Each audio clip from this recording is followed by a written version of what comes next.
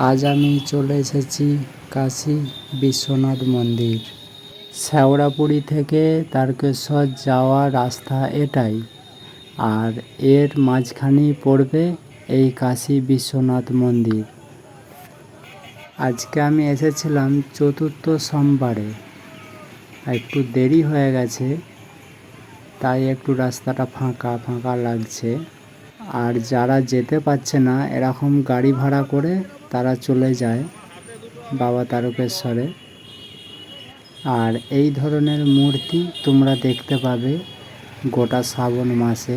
শ্রাবণ মাসে প্রায় প্রতিদিনই এই মূর্তিগুলো নিয়ে যাওয়া হয়, বেশিরভাগ সোমবারে বেশি যায় আর মানুষজনও বেশি হয়। আর তোমরা দেখতে পাচ্ছ এটাই হচ্ছে কাশী বিশ্বনাথ মন্দিরের বাইরের দৃশ্য। আর এখানে একটি প্রতিমা রয়েছে মা কালীর। এখানে এরা প্রতিমাগুলো রেখে বাবা বিশ্বনাথ মন্দিরে কিছুটা বিশ্রাম করে নেয়। আলা হয়ে যায়, শেওড়াপুরি থেকে হেঁটে আসতে হয়। কাশী বিশ্বনাথ মন্দিরের ভিতরে তোমাদেরকে দৃশ্যটা দেখাই। এখানে হচ্ছে প্রচুর মানুষ এসে বিশ্রাম করছে, দেখো। আর এটি হচ্ছে একটা নৌকার মতন তৈরি করেছে। এটি আগে থেকেই ছিল, যারা এসেছিলে তারা জানবে।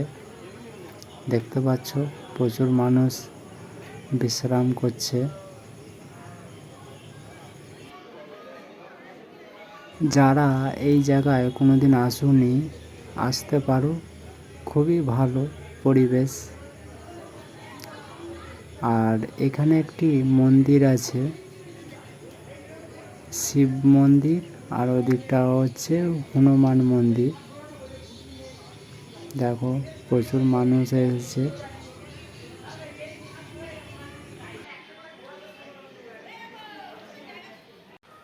শ্রাবণ মাসে এরকমই হয়, দেখেছো কত জলের ভাঁড় পড়ে রয়েছে, একবারে প্রচুর।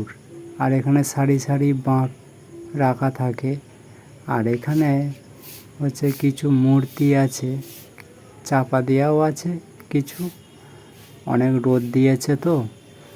আর এটি হচ্ছে সেই সীতা হরণ করে নিয়ে যাওয়ার একটা আর কি দৃশ্য বা স্ট্যাচু করেছে। শ্রাবণ মাসে এইসব মন্দিরে এক আলাদা ধরনের রূপ নেয়, খুব সুন্দর লাগে, মানুষজনও প্রচুর আসে। জলযাত্রীরা এখানে জলও ঢালে। আর দেখতে পাচ্ছ একটা শিব মূর্তি রয়েছে। এই যে ঘটিগুলো বা ভাঁড়গুলো, এগুলো জল নিয়ে আসা হয়েছিল, জল ঢেলে ওখানে ফেলে দেওয়া হয়েছিল। তার পেছনেই একটি হনুমান মূর্তি রয়েছে, আর তার সামনে বাবা মহাদেব আছে।